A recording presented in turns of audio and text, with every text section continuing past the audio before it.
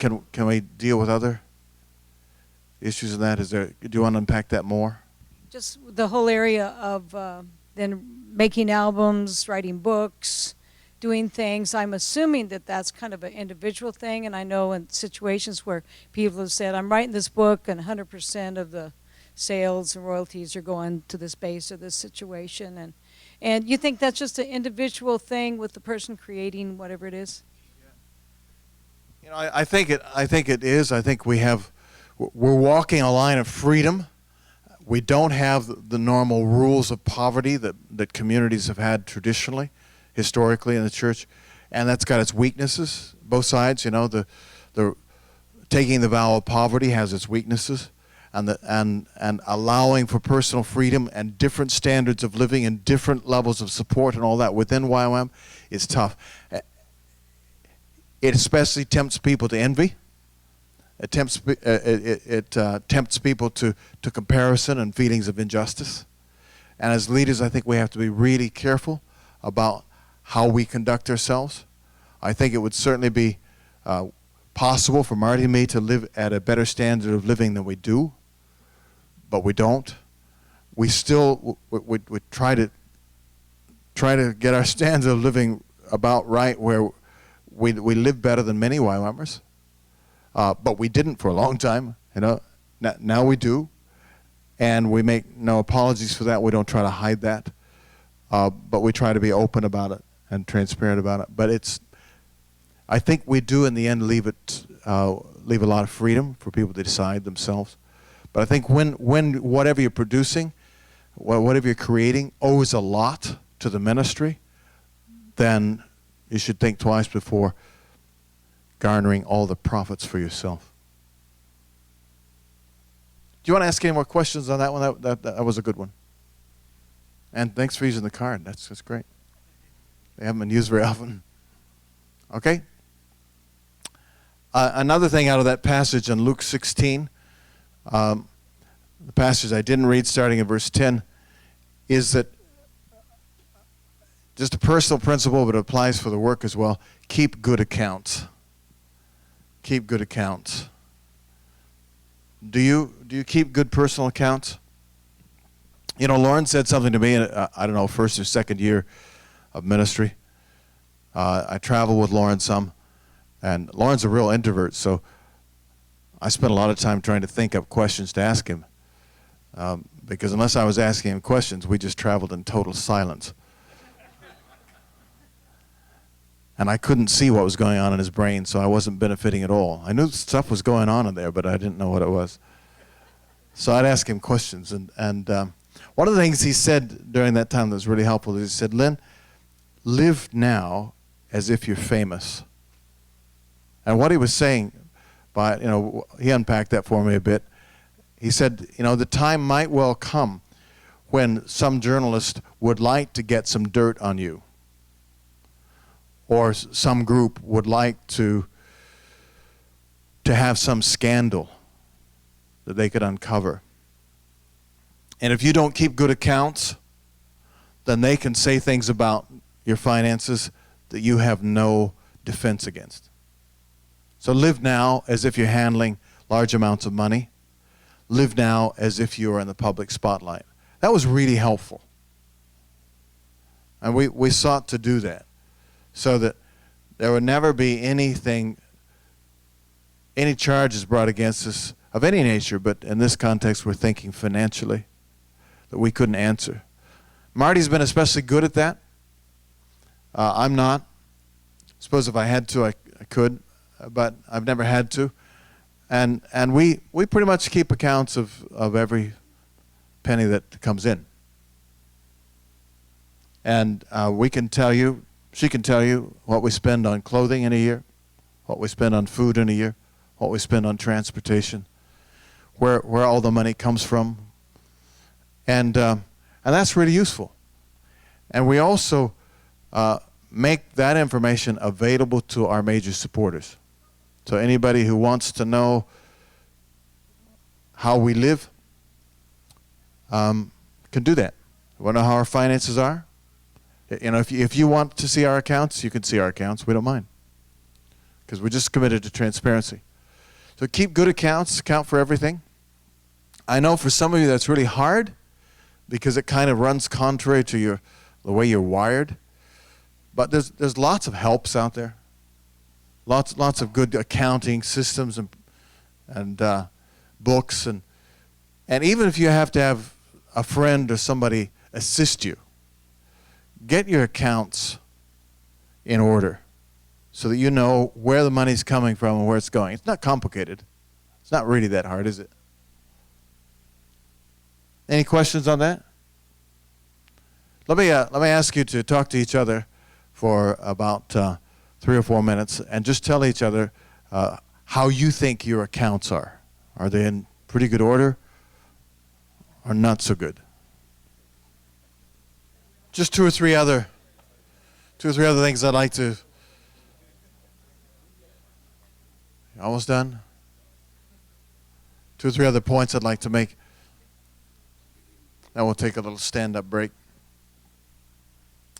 You know, we move internationally, and we live internationally, and I don't know how you felt when you've gone to a new country, but you know, you move into a new country and you don't know how anything works there.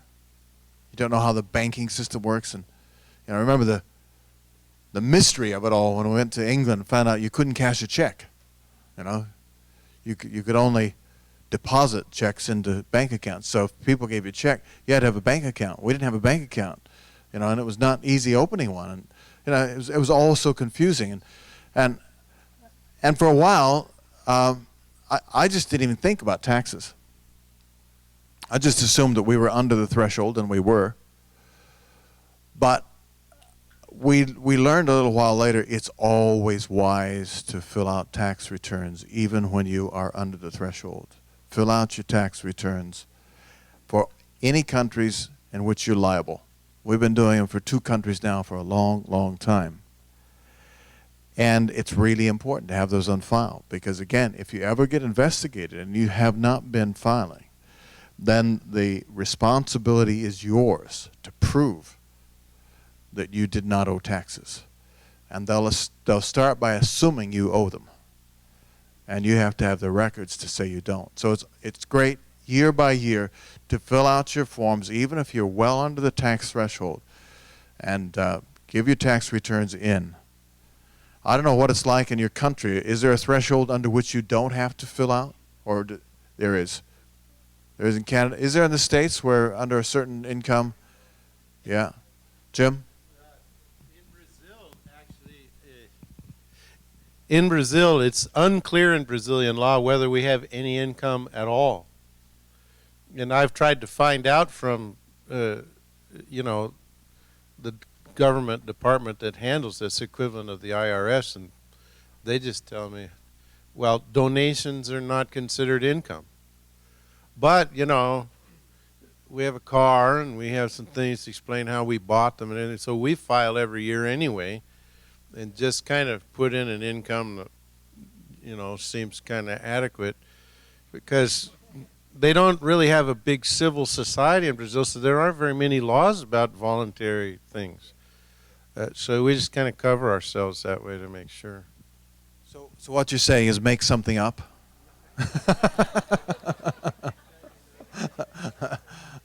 We hear what you're saying.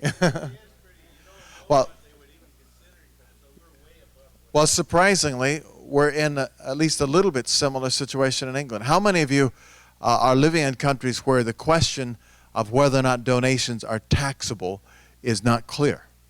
We are. It's just not that clear because the way we live is so unusual. They just don't have tax regulations that apply to us because they can't work out how we live anyway. So how do you write regulations if you don't even know how it works?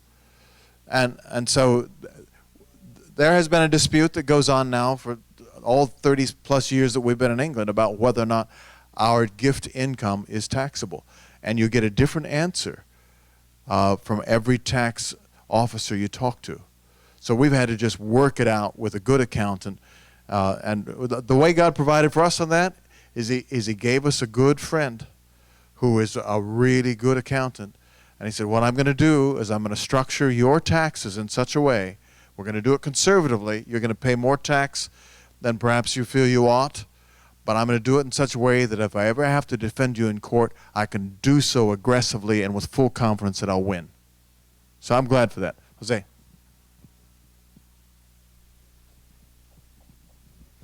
I was going to say that in Mexico we have something probably similar to Brazil. The only difference in Mexico is that if it's not recorded, you cannot just invent a figure that you made, and because the government is not going to take it. So what we report is what goes through the bank. For example, as a minister, you can you're allowed to receive a certain amount, and if you're under that amount, you don't have to file. So, but in our personal case, we do file in the States, but in Mexico we're under that, and there's nothing that says that we receive more than that, so we don't file in Mexico as a family, but we do file in the States.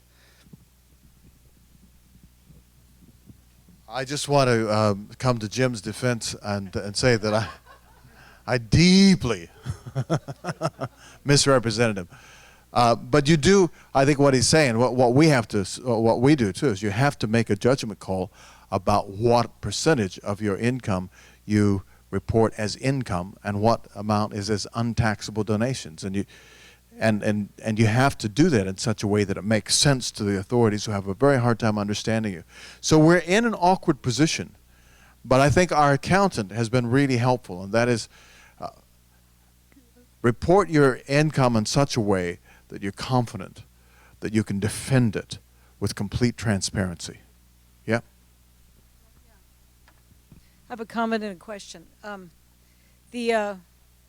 The comment is that it seems like that no matter where we are in the world, though, that we need to get in that habit of knowing what comes in for us personally and as a base, because in YWAM, who knows where we're going to end up? You know what country and what their policy is going to be. So just getting a habit of that would be good. And like, for example, and years ago in Romania, we were doing music seminars, and I said, you need to learn how music publishing works. Because even though you don't do it in Romania right now, this was in the early 80s, I said, one day you're going to be part of something, your nation's going to grow, and you're going to have to do it legally, which they are part of the EU now, and they should be doing it legally. And anyway, but the other, I guess, question or comment, maybe it's a question, is that even when I pioneered a new base in America, I found that I really needed help in knowing how to set things up and how to do it. And are we getting more coaching, specifically coaching, like I will come to your base and show you how to set up something, because I don't recall having that, and I really needed it. Yeah, I would say that actually when we were small, we did that. You know, Lauren came over and he helped me set up a board, and he didn't know that much about England either, but still, with his help, I felt confident we could do it, and we got set up. And then as we got a lot larger, we didn't have enough knowledgeable people to do that. So we're trying with, you know, the ICT.org stuff, and I'm continuing to work on developing information that will be helpful for that. But in the end, it's hard to do written information that is applicable enough to wide enough countries, you know. So it is best still to find somebody who's done it and ask them for help and how to set things up. Yeah.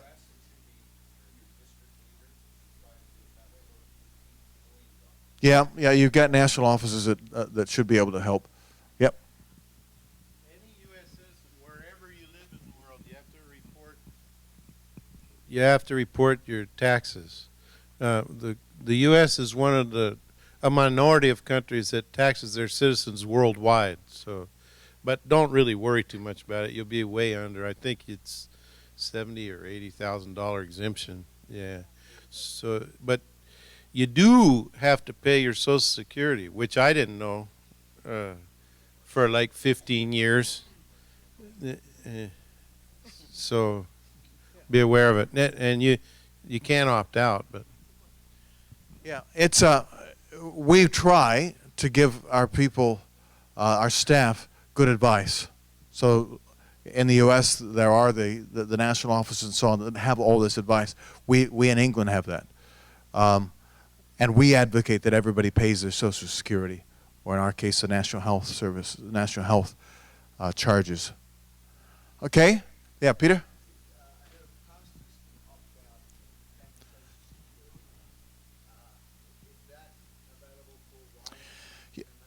Yeah, I think YWAMers can opt out of Social Security. You have to be ordained to do that? Okay.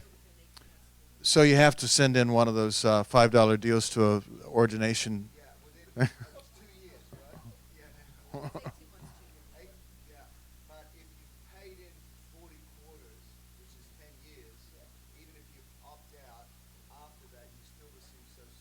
Yeah, minimal amount. So yeah, I think we have a reciprocal agreement in the States or in England. So if you pay in England, then it considers as if you paid in the U.S. So we paid all these years, and glad we have done. Don't opt out unless you're sure that's what the Lord's saying, because you could regret it later. Jim.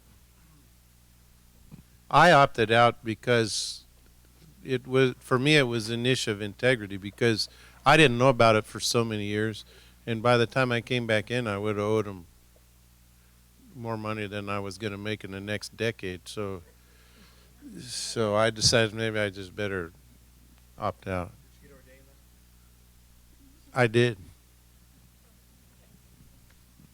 Okay. All right. We won't go much more into that. I didn't pay $5. You didn't? Okay. Good. There's another, yeah. Sure. Here's the mic. As brand new base leaders in America, just being new in America too, we've had a really hard time figuring out all the financial stuff, because we've asked so many people, even our regional guy, and it's kind of like, well, figure it out, you know. So are you saying that in the structure of YWAM, are the base leaders responsible to for the financial part of everyone on the base and teaching them about the finances and stuff? Because we really think it's important to teach our whole base about finances and being right with the taxes and everything, because we found that it could be a weakness in YWAM. So. Yeah, I think as base leaders we do have a responsibility to teach our staff and to make the resources available to them so that they will be compliant. Tell them what government requires of them. Tell them what the tax law, how they are under tax law. Tell them about Social Security. They aren't complicated. Well, it's not that complicated. It's not like it's so complicated you can't learn it.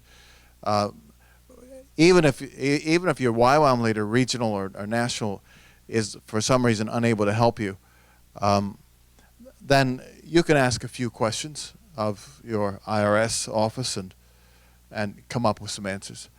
Talk. That's right. That's right. Be sure they don't recognize you, but. And you can always ask other organizations that operate somewhat similarly. But remember, most other organizations will operate in a more of an employer-employee spirit than we do. And so quite a lot of the way other groups function will not be so applicable to us. We're really trying hard not to become, in our minds or the minds of any staff, employers. We're really trying. Yes, we are. Okay.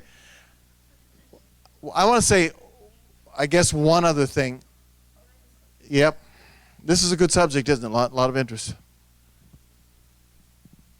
Before coming back into YWAM in '84, I was a CPA and maintained that.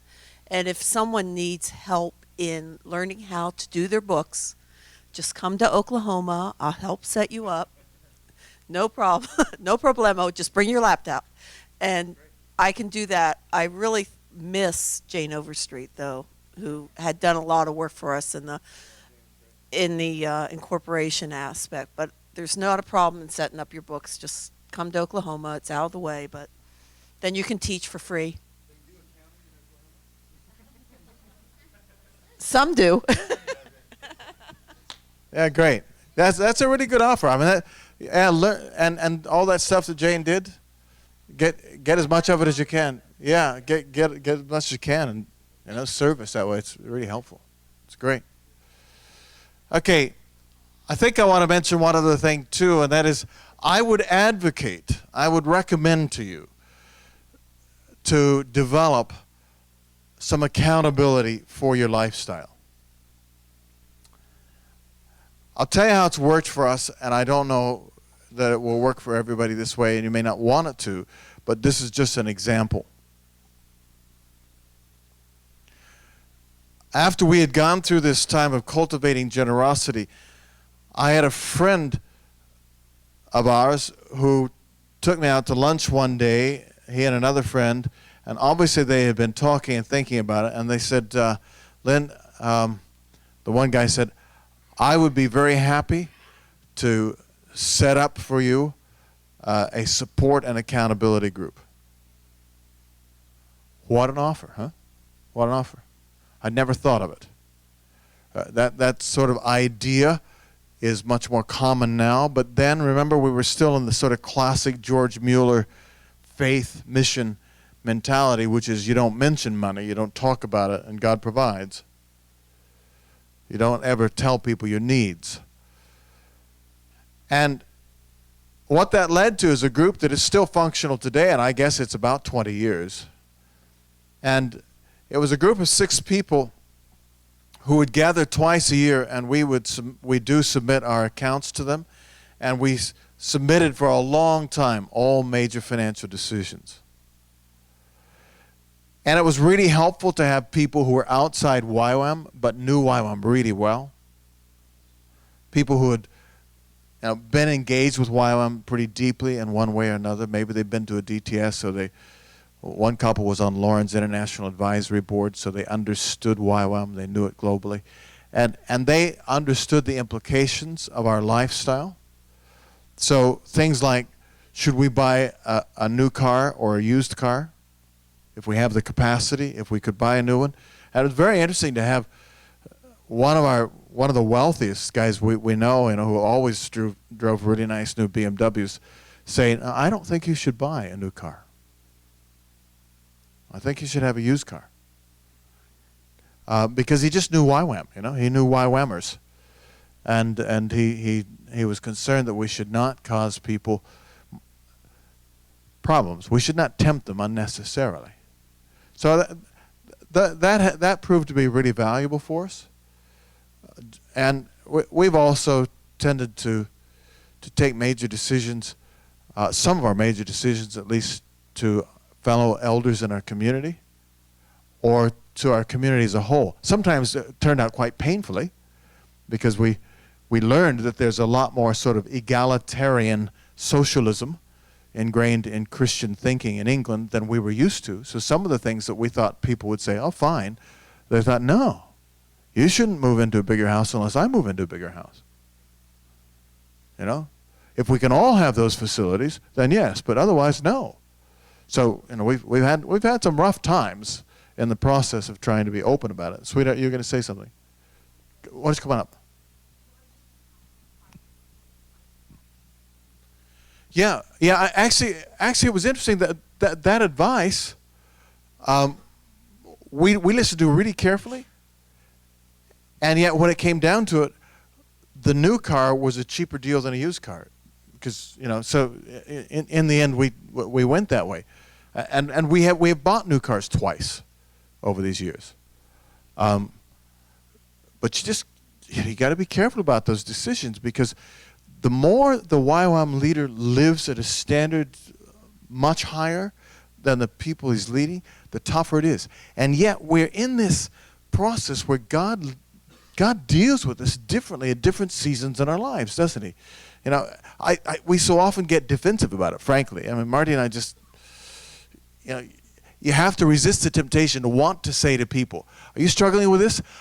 Well, let us take you back in time to 1971, 2, and 3 and see if you'd like to live like we lived.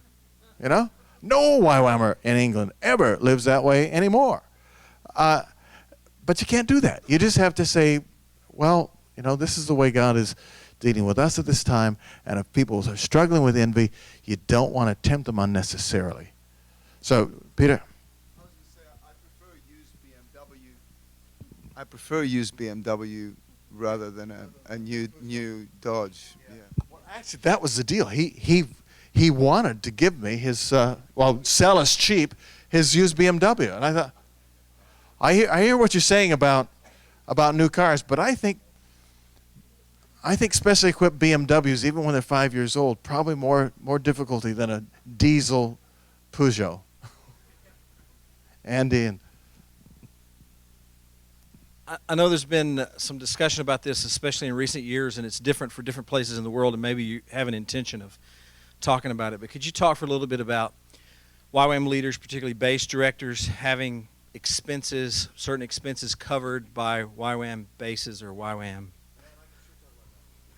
And also, as a secondary thing, if we have time, can you talk about bases giving corporately to different YWAM offices, say supporting a district or a regional office? Yeah, we've got 5 minutes left on this tape, so let's have this quick question. Then we'll take a little break and we'll change tapes and we'll go on to this, which is quite a major subject. And I really want to talk to you about it because it's just so important. On that whole thing of a support or accountability group, do you have any comments about who you would select? Because I think that often we have a faith gap, that if you're talking about a major financial decision, say buying a house, and we just live in that domain all the time where we have a faith gap or it's a money gap. And if you've chosen somebody who's far more business minded, then they may err on the side of saying caution. Yeah, that's a really good point. For a support group like that or board members, I don't know if we're going to get into constructing boards and stuff this week, but that's an important one, isn't it? Let me just ask, for how many of you is this question of constructing boards relevant? Okay, all right.